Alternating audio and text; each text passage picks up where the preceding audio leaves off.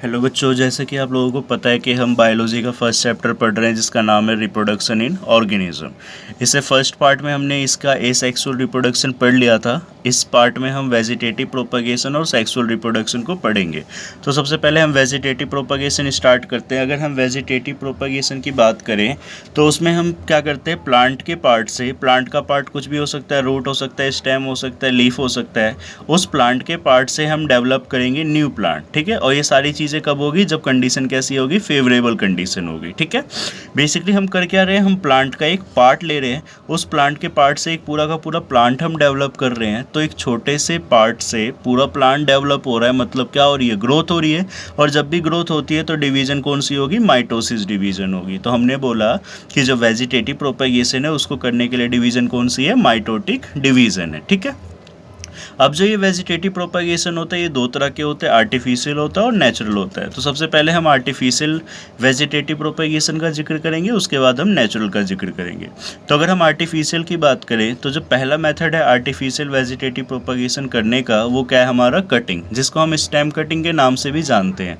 जैसे कि तुम सब ने सुन रखा है कि बेसिकली अगर हम रोज़ है, उस रोज़ के प्लांट के स्टेम को अगर कट करके सॉइल के अंदर लगा देते हैं तो कुछ दिनों बाद वहाँ से उस स्टेम से क्या आ जाती है, रूट आ जाती है और हमें रोज़ का एक न्यू प्लांट मिल जाता है। तो उसी प्रोसेस को हम क्या बोलते हैं, कटिंग बोलते हैं। ऐसा हम रूट के साथ भी करते हैं, स्टेम के साथ भी करते हैं। अलग अलग प्लांट में अलग अलग तरीके से कटिंग किया जाता है। जैसे कि रोज़ के अंदर कौन सी कटिंग की जाती है, स्टेम कटिंग। ठीक है, कटिंग हम किस किस में कर सकते हैं, तो शुगर केन हो गया, ग्रेप्स हो गया, रोज़ हो गया और बोगेनविलिया हो गया।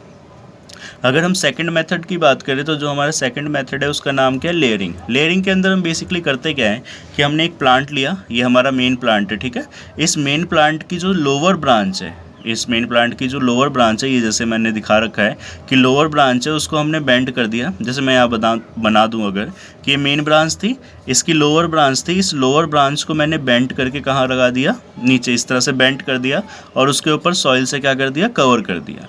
कुछ दिनों बाद क्या होगा कि इस ब्रांच को, इसकी बार्क को मैंने रिमूव कर दिया, बार्क जो आउटर लेयर होती है। कुछ दिनों बाद इस पर्टिकुलर ब्रांच से क्या आ जाएगी, रूट आ जाएगी और हमें यहाँ से एक न्यू प्लांट मिल जाएगा। तो इस प्रोसेस को हम क्या बोलते हैं, लेयरिंग बोलते हैं, जिसमें हम बार्क को क्या करते हैं, रिमूव करते हैं और लोअर ब्रांच को बेंड डाउन करके सॉइल से कवर करते हैं। 2 से 3 महीने बाद उस पर्टिकुलर ब्रांच में क्या डेवलप हो जाएगा, रूट डेवलप हो जाएगा। ठीक है, तो इस तरीके से हम एक न्यू प्लांट प्रोपागेट कर सकते हैं। किस किस में किया जाता है, तो लेमन हो गया, ग्रेप्स हो गया और स्ट्रॉबेरी।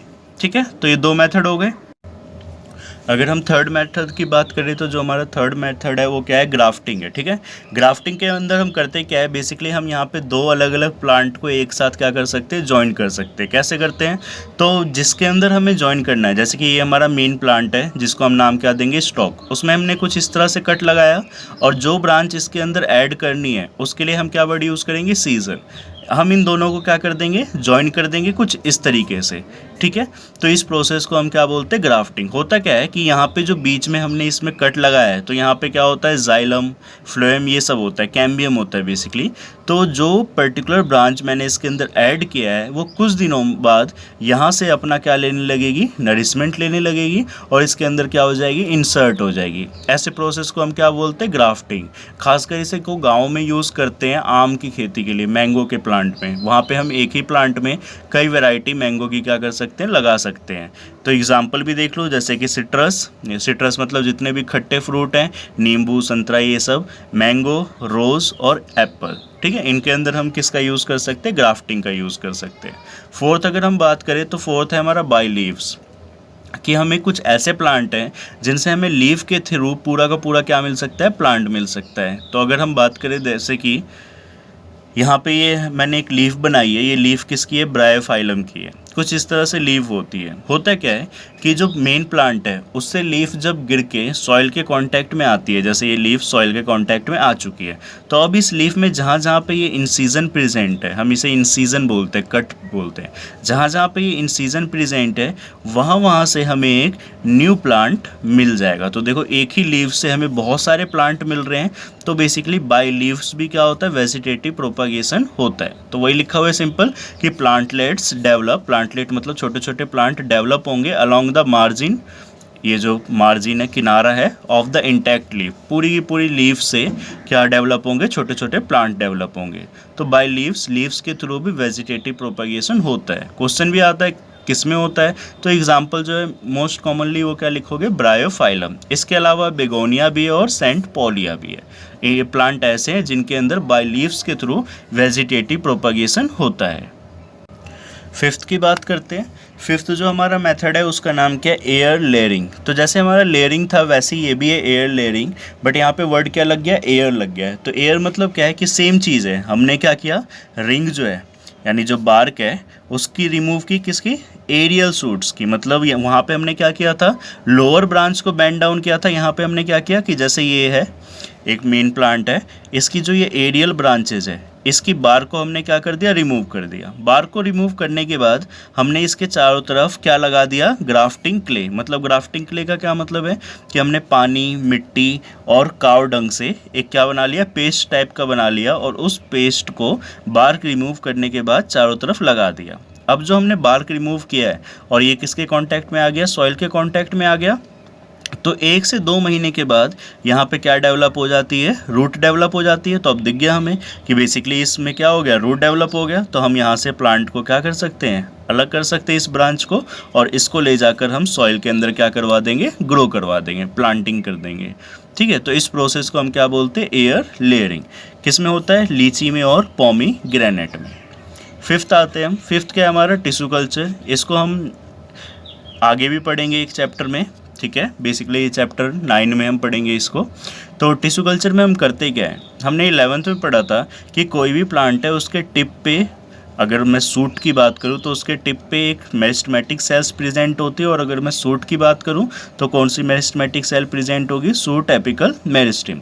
तो हम करेंगे क्या टिश्यू कल्चर में कि हमने यहाँ से टिप से मेरिस्टेमेटिक सेल को निकाला, उस सेल को हमने न्यूट्रिएंट मीडियम में क्या करा, ग्रो किया। न्यूट्रिएंट मीडियम जैसे कि हमने 11th में पढ़ा था हाइड्रोपोनिक्स टेक्निक, जिसमें हम प्लांट को सॉइल की एब्सेंस में ग्रो करते हैं और क्या देते हैं, उसे न्यूट्रिएंट मीडियम देते हैं। तो हमने सेल को न्यूट्रिएंट मीडियम में ग्रो किया। होगा क्या कि अब सेल अपने नंबर को इंक्रीज़ करेगा, तो सेल का नंबर जब इंक्रीज़ होगा तो ग्रुप ऑफ सेल्स के लिए क्या वर्ड यूज़ किया हमने, कैलस। उस कैलस को हम फर्दर ग्रो करवाएंगे मीडियम में, न्यूट्रिएंट मीडियम में, और फिर छोटे छोटे हमें प्लांट मिलेंगे, उस प्लांट को हम सॉइल के अंदर क्या कर देंगे, लगा देंगे। तो इस तरीके से हम टिश्यू कल्चर टेक्निक करते हैं, ठीक है।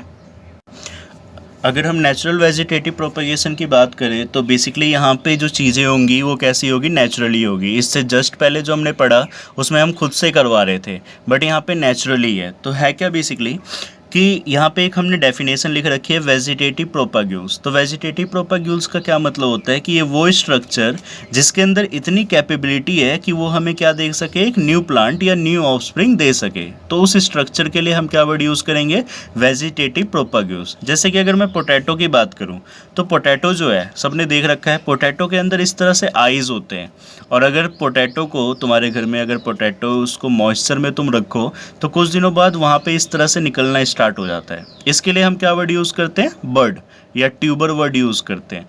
तो ये जो निकला है ये हमें क्या दे सकता है, एक न्यू प्लांट दे सकता है, किसका, पोटैटो का। तो ये चीज़ क्या हुई है, नेचुरली हुई है। वैसे अगर मैं ऑनियन को बताऊं तो ऑनियन के अंदर क्या स्ट्रक्चर जो है, ये इस साइड जो लिखे हैं ये क्या लिखे हैं, वेजिटेटिव प्रोपग्यूल्स। मतलब ये वो स्ट्रक्चर है जो कि हमें एक न्यू प्लांट दे सकते हैं। तो ऑनियन के अंदर क्या होता है, बल्ब्स। सेम चीज़, ऑनियन घर में रखी हुई है और अगर उसको तुम मॉइस्चर में रखो तो कुछ दिनों बाद वहाँ से ऐसे ऐसे डेवलप होना स्टार्ट हो जाता है। देखा होगा सबने, नोटिस भी किया होगा कईयों ने। तो इसके लिए हम क्या वर्ड यूज़ करते हैं, बल्ब्स वर्ड यूज़ करते हैं, ठीक है। तो ये दो तो हमारे कॉमन एग्जाम्पल थे जो हमने देख रखे हैं। इसके अलावा जो ग्रास होती है उसको क्या बोलते हैं, साइनोडोन बोलते हैं।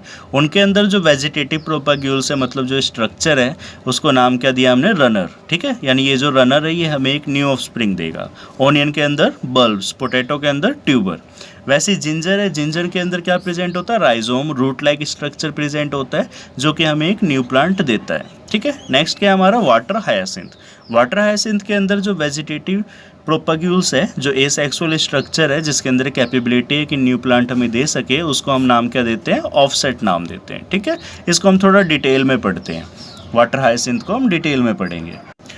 देखो वाटर हायसिंथ को डिटेल में पढ़ने का रीज़न ये है क्योंकि लिए सीबीएसई कई बार क्वेश्चन पूछती है इससे, वाटर हायसिंथ से। तो सिंपल इसमें हम कुछ चीज़ें पढ़ेंगे और इससे ही क्वेश्चन आएगा अगर सीबीएसई में आएगा भी तो वाटर हायसिंथ जो है उसका साइंटिफिक नेम क्या होता है, इकॉर्निया क्रैसिप्स। इसको दूसरा नाम क्या दिया जाता है, तो इसको टेरर ऑफ बंगाल या सोरो ऑफ बंगाल भी बोला जाता है, मतलब दुख का कारण या बंगाल में आतंक फैलाने वाला। क्यों बोला जाता है, क्योंकि जो ये वाटर हायसिंथ है ये एक ऐसी वीड्स है, इनवेसिव वीड्स है। इन्वेसिव वीड्स मतलब ये बहुत जल्दी क्या करती है, ग्रो करती है।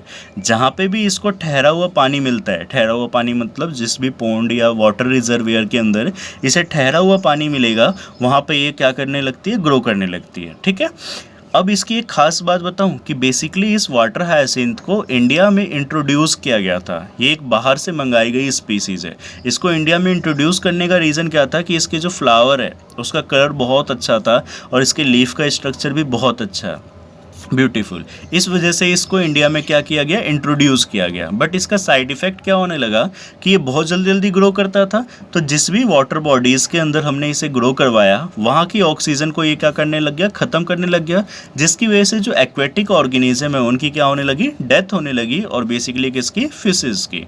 ठीक है, अब हमने बोला कि जो इसके अंदर वेजिटेटिव प्रोपगेशन है वो कैसे होता है, फिनोमिनल रेट। फिनोमिनल रेट मतलब बहुत ज़्यादा, बहुत जल्दी जल्दी ये क्या करता है, ग्रो करता है। जैसे कि ये मैंने एक डायग्राम बनाया है, एनसीईआरटी में बना हुआ है, इस तरह से लीफ के स्ट्रक्चर बने हुए हैं।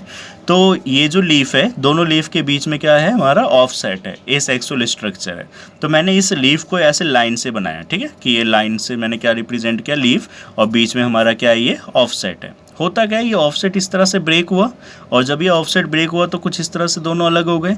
अब यहाँ पे दोबारा से लीफ डेवलप हो जाएगी, फिर यहाँ पे दोबारा से लीफ डेवलप हो जाएगी, फिर इनके बीच में क्या आ गया, ऑफसेट आ गया, इधर भी क्या आ गया, ऑफसेट आ गया, फिर ये ऐसे ब्रेक होगा, ये भी इधर ब्रेक होगा, फिर इनमें क्या आ जाएगी, दोबारा से लीफ आ जाएगी। तो देख रहे हो डायरेक्ट अमाउंट क्या हो रहा है, डबल हो रहा है। तो सिंपल इसीलिए इसकी जो ग्रोथ है वो बहुत ज़्यादा होती है। तो क्वेश्चन भी आता है यहाँ से कि कौन सी ऐसी वीड्स है जिसको इंडिया में इंट्रोड्यूस किया गया उसके फ्लावर की वजह से। तो आंसर क्या होगा हमारा, वाटर हायसिंथ या इकॉर्निया क्रैसिप्स। ठीक है, वेजिटेटिव रिप्रोडक्शन हमारा कंप्लीट हो गया। ठीक है, नेक्स्ट टॉपिक हम पढ़ते हैं सेक्सुअल रिप्रोडक्शन। तो अगर हम सेक्सुअल रिप्रोडक्शन की बात करें तो जैसे कि हमें पता है कि सेक्सुअल रिप्रोडक्शन के अंदर दो पेरेंट क्या होते हैं, इन्वॉल्व होते हैं। ठीक है, तो जो फीमेल पेरेंट है वो क्या देती है, हमें एग देती है, और जो मेल पेरेंट है उससे क्या आता है, स्पर्म आता है। दोनों कंडीशन कैसी होती है, हैप्लॉइड होती है, मतलब अगर 23 क्रोमोसोम ये ला रहा है तो 23 क्रोमोसोम ये भी स्पर्म से भी आएगा। दोनों जब फ्यूज़ होते हैं तो हमें क्या मिलता है, जाइगोट, और जाइगोट कंडीशन कैसी होती है, डिप्लॉइड, मतलब 23 कितना हो जाएगा, 46 क्रोमोसोम। ठीक है, तो हमें कुछ बेसिक सी चीज़ें पढ़नी है कि जितने भी सेक्सुअली रिप्रोड्यूस करने वाले ऑर्गेनिज्म हैं उनकी लाइफ में कुछ फेजेस आते हैं। तो हमारी नेक्स्ट हेडिंग क्या है, फेजेस ऑफ सेक्सुअल रिप्रोडक्शन, कि कौन कौन से फेज आते हैं जो भी ऑर्गेनिज्म सेक्सुअली रिप्रोड्यूस करते हैं। तो हमने 3 फेज पढ़ा, जुवेनाइल फेज, रिप्रोडक्टिव फेज और सेनेसेंट फेज। तो तीनों को बारी बारी देखते हैं। सबसे पहले क्या है, हमारा जुवेनाइल फेज है। तो जुवेनाइल फेज की अगर हम बात करें तो जुवेनाइल फेज का मतलब होता है कि वो पीरियड जो कि बर्थ से लेके कब तक होता है, प्यूबर्टी तक। बर्थ से प्यूबर्टी तक जो भी पीरियड होता है उसे किसके अंदर रखते हैं, हम जुवेनाइल फेज के अंदर रखते हैं। उसके बाद प्यूबर्टी के बाद हम किस फेज में एंटर हो जाते हैं, रिप्रोडक्टिव फेज में। तो हम जुवेनाइल फेज की एक और डेफिनेशन बोलते हैं कि ये वो पीरियड है, बेसिकली किससे पहले का पीरियड, रिप्रोडक्टिव फेज से पहले का जो पीरियड है वो भी किसके अंदर आएगा, जुवेनाइल फेज के अंदर आएगा। आते हैं हम अगर रिप्रोडक्टिव फेज की बात करें तो हम बोलते हैं कि रिप्रोडक्टिव फेज वो फेज जिसके अंदर उस ऑर्गेनिज्म के अंदर कैपेबिलिटी आ जाए कि वो खुद को क्या कर सके, रिप्रोड्यूस कर सके। ठीक है, इस रिप्रोडक्टिव फेज को हम थोड़ा सा डिटेल में देखते हैं। तो हमने दोनों में पढ़ना है, प्लांट के अंदर भी पढ़ना है और एनिमल के अंदर भी पढ़ना है। तो अगर हम प्लांट की बात करें तो प्लांट में कैसे पता चलेगा कि वो प्लांट हमारा रिप्रोडक्टिव फेज में आ गया है, तो सिंपल उस प्लांट के अंदर अगर फ्लावरिंग आ जाती है, जो फ्लावर है वो किसी भी प्लांट का रिप्रोडक्टिव पार्ट होता है, तो अगर उस प्लांट के अंदर फ्लावरिंग आ रही है इसका मतलब वो प्लांट किस में एंटर कर चुका है, हमारा रिप्रोडक्टिव फेज में एंटर कर चुका है। अब हम नॉर्मली देखते हैं कि जो प्लांट है वो एक पर्टिकुलर टाइम पे क्या देते हैं, फ्लावरिंग देते हैं। कुछ प्लांट साल में एक बार देते हैं, कुछ 2 बार देते हैं, कुछ 2 साल में एक बार देते हैं, इस तरीके से। बट हम 2 ऐसे एग्जाम्पल हम यहाँ पे पढ़ रहे हैं जो कि अनयूजुअल फ्लावरिंग फिनोमिना शो करते हैं। अनयूजुअल मतलब अजीब तरीके से, और सीबीएसई यहाँ से क्वेश्चन पूछती है, ये इंपॉर्टेंट है। कैसे पूछती है क्वेश्चन, पहले पढ़ लेते हैं हम टॉपिक।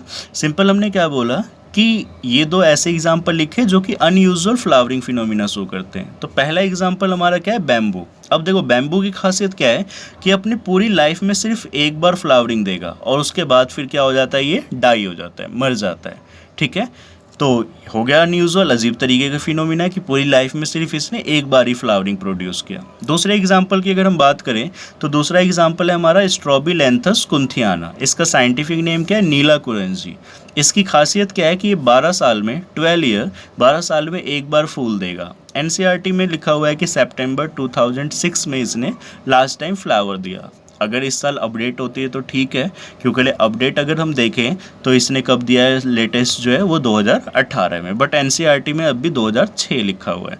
तो ये 12 साल में एक बार क्या देती है, फ्लावरिंग प्रोड्यूस करते हैं। तो ऐसे प्लांट का नाम क्या है, स्ट्रॉबिलैंथस कुंथियाना या नीला कुरंजी। कहाँ पाए जाते हैं, तो हिली एरियाज में पाए जाते हैं, जैसे कि केरल, तमिलनाडु। ठीक है, अगर यही बात हम करें एनिमल्स की, तो एनिमल्स का कैसे पता चलता है कि हाँ वो रिप्रोडक्टिव फेज़ में आ गया। तो सिंपल उनके अंदर क्या होता है, हार्मोनल चेंज होता है, या उनकी जो ओवेरियन है उसमें साइक्लिकल चेंज होता है ना। जैसे कि हम ह्यूमन की बात करें तो हमारे अंदर भी हार्मोनल चेंज होते हैं, तो हम भी क्या है, एनिमल्स ही हैं बेसिकली। तो सिंपल एनिमल्स का कैसे पता चला रिप्रोडक्टिव फेज़ में, जब उसके अंदर कुछ हार्मोनल चेंज हुआ और साथ साथ उसकी ओवेरियन साइक्लिकल में चेंज हुआ। अब ये जो ओवेरियन साइकिल है इसके बेसिस पे हमें दो साइकिल पढ़नी है, एक ईस्ट्रस साइकिल और एक मेंस्ट्रुअल साइकिल। देखो चाहे वो ईस्ट्रस साइकिल हो या मेंस्ट्रुअल साइकिल हो, दोनों में सेम चीज़ें हो रही है। दोनों में क्या हो रहा है, जैसे मेंस्ट्रुएशन आ रहा है, जैसे हमें मेंस्ट्रुएशन तो पता है ना, पीरियड आना, तो ये दोनों के अंदर हो रहा है। बट ईस्ट्रस साइकिल नाम क्यों दिया गया, क्योंकि ये किस में होता है, नॉन प्रीमेट में, जो हमारे पूर्वज नहीं है, जैसे कि डॉग, कैट, रैट। बट जो मेंस्ट्रुअल साइकिल है उसको मेंस्ट्रुअल साइकिल बोला जाता है, वो किस में होता है, प्रीमेट्स में। और जैसे कि प्रीमेट जो हमारे पूर्वज हैं, एप्स हो गए, ह्यूमन हो गया, चिंपैंजी हम बोलते हैं ना, हम इनसे इवॉल्व हुए हैं, एप्स हो गए, चिंपैंजी हो गए। तो इनके अंदर जो चीज़ हो रही है, मतलब जो ओवरी के अंदर चेंज होना, हर मंथ पीरियड्स आना, उसे क्या नाम दिया, मेंस्ट्रुअल साइकिल। बट सेम चीज़ अगर नॉन प्रीमेट्स में हो रही है तो उसको हम क्या बोलेंगे, ईस्ट्रस साइकिल बोलेंगे। ठीक है, तो ये हमारा रिप्रोडक्टिव फेज था जिसको हमने थोड़ा सा डिटेल में देखा कि प्लांट के अंदर कैसे होगा और एनिमल के अंदर कैसे होगा। नेक्स्ट जो फेज़ है हमारा वो क्या है, हमारा थर्ड फेज़, सेनेसेंट फेज़। तो अब जब हमारा रिप्रोडक्टिव पीरियड ख़त्म हो गया तो हम किसकी तरफ आते हैं, बुढ़ापे की तरफ आते हैं। तो हम सिंपल बोलते हैं कि सेनेसेंट फेज़ जो है उसमें एंड हो चुका होता है किसका, रिप्रोडक्टिव फेज़ का, एंड ऑफ रिप्रोडक्टिव फेज़, और हम बूढ़े हो जाते हैं और फाइनली हमारी क्या हो जाएगी, फिर डेथ हो जाएगी। ठीक है, तो ये हमारा क्या हो गया, सेनेसेंट फेज़ हो गया। तो इस तरह से हमने 3 फेज़ पढ़े सेक्सुअल रिप्रोडक्शन के, जुवेनाइल फेज़, रिप्रोडक्टिव फेज़ और सेनेसेंट फेज़। नेक्स्ट हमारा टॉपिक है इवेंट्स इन सेक्सुअल रिप्रोडक्शन। ठीक है, कि अब जो सेक्सुअल रिप्रोडक्शन कर रहे हैं तो वो किन किन इवेंट्स से होते हुए गुजरते हैं, यानी कौन कौन सी प्रोसेस होती है उसमें। पहले जो हमने पढ़ा था वो हमने पढ़ा था फेजेस। ठीक है, तो 3 इवेंट्स होते हैं, pre fertilisation events, fertilisation event और पोस्ट फर्टिलाइजेशन इवेंट्स। नाम से पता चल रहा है, फर्टिलाइजेशन से पहले का पीरियड प्री फर्टिलाइजेशन, फर्टिलाइजेशन से बाद का पीरियड पोस्ट फर्टिलाइजेशन। अब अगर हमें ये दोनों ना भी आए तो हमें इतना तो पता ही है कि फर्टिलाइजेशन के अंदर होता क्या है कि जो मेल गैमेट है और फीमेल गैमेट क्या होते हैं, फ्यूज़ होते हैं। उस प्रोसेस को हम सिंगैमी भी बोलते हैं। तो हमें पता है कि फर्टिलाइजेशन में किसकी ज़रूरत हो रही है, गैमेट की ज़रूरत हो रही है, और दोनों गैमेट क्या हो रहे हैं, फ्यूज़ हो रहे हैं। तो देखो यहीं से हमने रिलेट कर दिया कि जो प्री फर्टिलाइजेशन इवेंट्स हैं उसके अंदर 2 प्रोसेस होएगी। पहला क्या है, गैमेटोजेनेसिस, मतलब गैमेटो मतलब गैमेट, जेनेसिस मतलब फॉर्मेशन, कि गैमेट बनेगा और अब गैमेट बन गया तो दूसरी इवेंट क्या होगी, गैमेट ट्रांसफ़र, और फिर दोनों गैमेट क्या होंगे, फ्यूज़ होंगे, किसमें, फर्टिलाइजेशन में। तो सिंपल हमने बोला कि प्री फर्टिलाइजेशन के अंदर 2 इवेंट होगा, एक गैमेटोजेनेसिस और दूसरा गैमेट ट्रांसफ़र। तो गैमेटोजेनेसिस मतलब गैमेट का बनना। तो सिंपल क्या है, यहाँ पे गैमेट बनाने के लिए जो कॉमन सेल्स होती है, जिस कॉमन नाम जो हम देते हैं सेल्स को, उसको हम क्या बोलते हैं, मियोसाइट मदर सेल। इसकी कंडीशन कैसी होती है, डिप्लॉइड होती है। और जो गैमेट बनते हैं, गैमेट हमेशा कैसे होंगे, हैप्लॉइड होंगे। इस चीज़ को याद रखना है, गैमेट हमेशा हैप्लॉइड। जैसे कि हमारे अंदर क्रोमोजोम कितने होते हैं, 46 क्रोमोजोम होते हैं, और जो हमारी बॉडी से अगर मेल है तो उसमें से जो स्पर्म निकलता है उसके अंदर कितने क्रोमोजोम होते हैं, 23। ऐसे ही फीमेल में जो एग प्रोड्यूस होता है उसके अंदर भी क्रोमोजोम कितने होते हैं, 23। बट जबकि फीमेल और मेल दोनों के अंदर क्रोमोजोम कितने, 46 है। तो यहाँ पे डिप्लॉइड से क्या होता है, हैप्लॉइड हुआ। तो जब डिप्लॉइड से हैप्लॉइड या क्रोमोसोम नंबर हाफ हुआ तो डिवीजन कौन सी हुई, मियोसिस हुई। तो सिंपल हमें यहाँ से एक चीज़ पता चली कि जो मियोसाइट मदर सेल है जो कि डिप्लॉइड है, उसमें गैमेट बनाने के लिए जो डिवीजन होती है उसको हम नाम क्या देते हैं, मियोसिस देते हैं। यहाँ से एक क्वेश्चन भी आ रखा है कि meiocyte cells are diploid but gametes are haploid, comment या जस्टिफाई, ऐसे करके सीबीएसई ने क्वेश्चन पूछ रखा है। तो सिंपल हम आंसर क्या करेंगे, क्योंकि वहाँ पे डिवीजन कौन सी हुई है, मियोसिस हुई है, ठीक है। इसी वजह से मियोसाइट सेल डिप्लॉइड है और गैमेट क्या है, हैप्लॉइड है। तो गैमेट बन गया हमारा। नेक्स्ट प्रोसेस क्या है हमारी, गैमेट ट्रांसफ़र। तो अगर हम एनिमल्स की बात करें तो एनिमल्स में इसी गैमेट को ट्रांसफ़र करने के लिए, स्पर्म को ट्रांसफ़र करने के लिए क्या किया जाता है, इंटरकोर्स किया जाता है या मेटिंग की जाती है। जबकि प्लांट के केस में हमने पढ़ा है कि पोलन ग्रेन को ट्रांसफ़र करने के लिए क्या होता है, पॉलिनेशन होता है। सबको पता है पॉलिनेशन, है ना।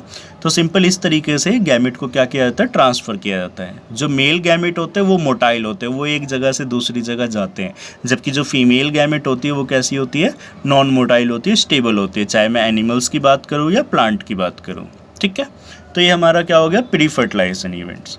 फर्टिलाइजेशन इवेंट को देखते हैं। तो फर्टिलाइजेशन के अंदर मेल गैमेट और फीमेल गैमेट क्या होंगे, फ्यूज़ होंगे। उस प्रोसेस को हम सिंगैमी बोलते हैं। इतना तो हमें पता है, बट हमें एक एक्सेप्शन या एक न्यू केस यहाँ पे पढ़ने को मिल रहा है 12th में, जिसको हमने नाम क्या दिया है, पार्थिनोजेनेसिस। पार्थिनोजेनेसिस का क्या मतलब है कि यहाँ पे जो फीमेल गैमेट है, जो एग है, देखो ध्यान से देखना कि जो फीमेल गैमेट है, क्योंकि ये एक इम्पॉर्टेंट टॉपिक है, जो फीमेल गैमेट है वो फीमेल गैमेट ही डेवलप हो जाती है एक न्यू इंडिविजुअल में बिना फर्टिलाइजेशन के। अगर हमसे कभी कोई पूछे कि फर्टिलाइजेशन नहीं होगा तो क्या होगा, तो हम बोलेंगे भाई फर्टिलाइजेशन नहीं हुआ तो जाइगोट नहीं बनेगा।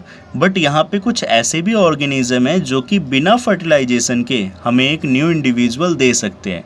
तो सिंपल हमने बोला कि पार्थिनोजेनेसिस उस प्रोसेस को नाम दिया गया है जिसके अंदर फीमेल गैमेट बिना फर्टिलाइजेशन के न्यू इंडिविजुअल प्रोड्यूस कर दे। तो उस प्रोसेस को हम बोलते हैं पार्थिनोजेनेसिस। किस में होता है ऐसा, तो लिजार्ड में, टर्की में, रोटिफर्स में और हनी बी में। ये एग्जाम्पल ऐसे हैं जो कि बिना फर्टिलाइजेशन के हमें एक न्यू इंडिविजुअल देते हैं। तो यहाँ पे होता क्या है कि जो फीमेल गैमेट है वही न्यू इंडिविजुअल में क्या हो जाती है, डेवलप हो जाती है, ठीक है। तो ये हो गया।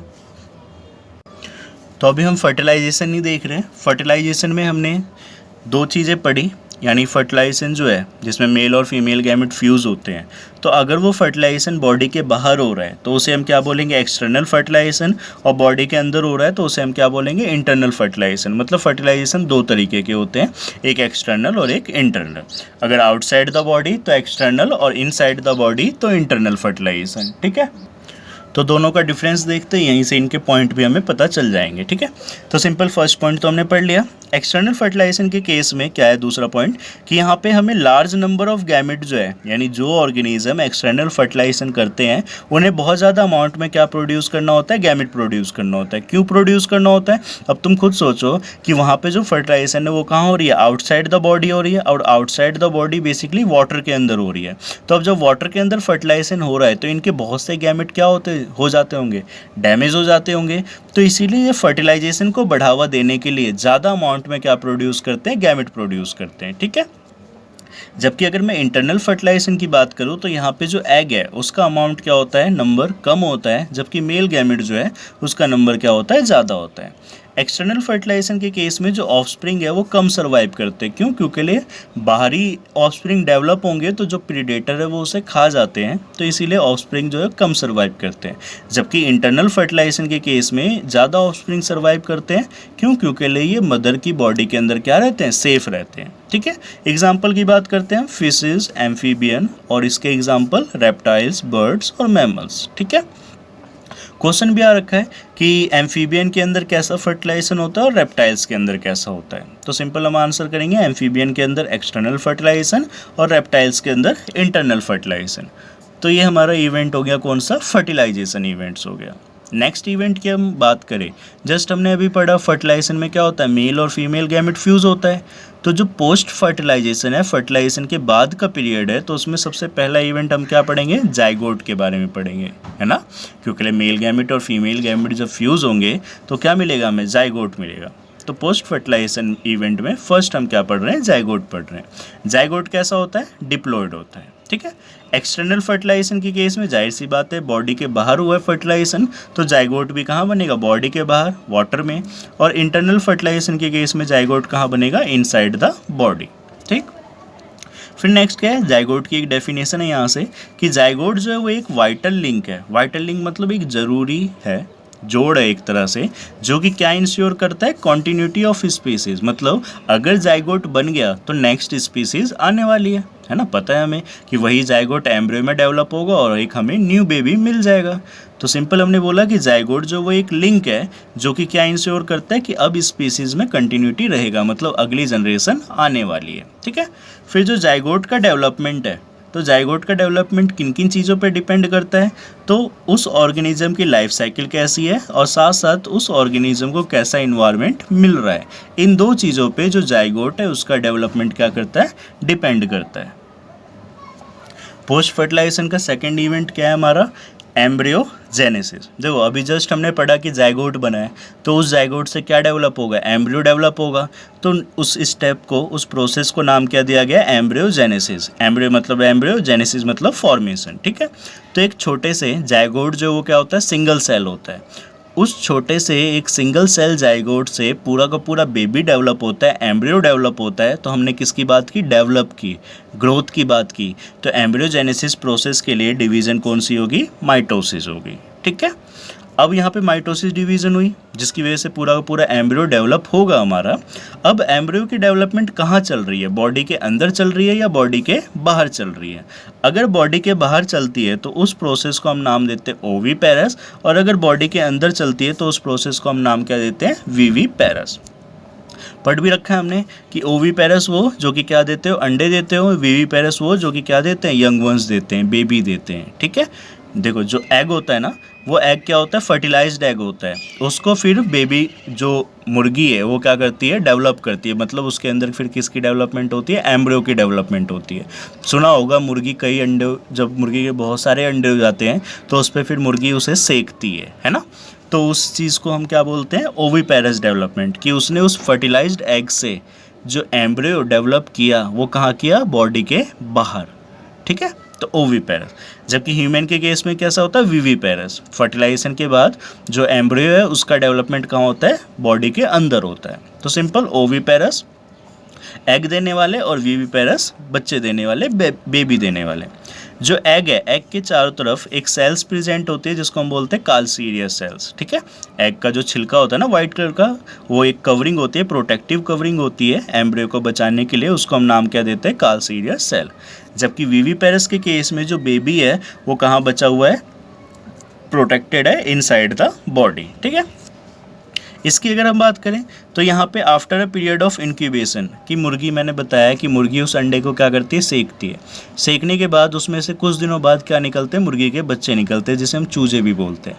तो अंडा क्या होता है, फूटता है ना, तब उसमें से बच्चे निकलते, देखा भी होगा किसी ने। तो देखो वही पॉइंट लिखा है कि after a period of incubation, कि जितने दिन उसने अंडे सेके उसके बाद उसमें से बच्चे निकलेंगे। हैच आउट मतलब फूट के निकलेंगे, अंडे में से फूट के निकलेंगे।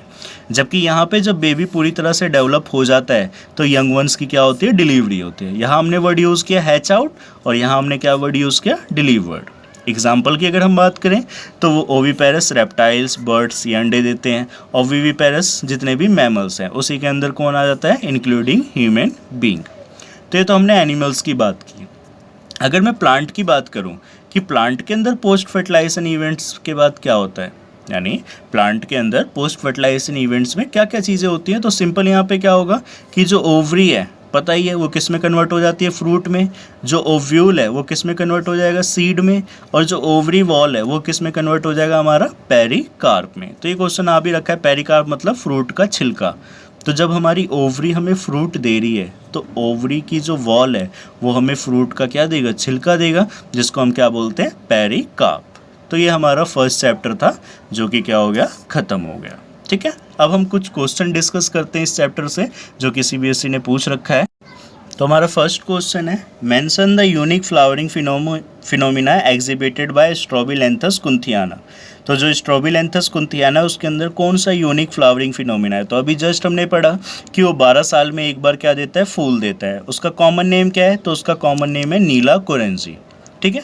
नेक्स्ट क्वेश्चन क्या है, name the human organ which can regenerate if partially damage. तो कौन सा ऑर्गन है जो कि हमारा अगर डैमेज हो जाए पार्सली तो वो दोबारा रीजनरेट हो जाता है। तो आंसर क्या होगा हमारा, लीवर होगा। थर्ड क्या है हमारा कि बताओ कौन सी सेल डिवीज़न होगी जाइगोट के अंदर अगर उसको कैसी लाइफ साइकिल करनी है, हैप्लोन्टिक। तो देखो क्वेश्चन थोड़ा ध्यान से पढ़ो।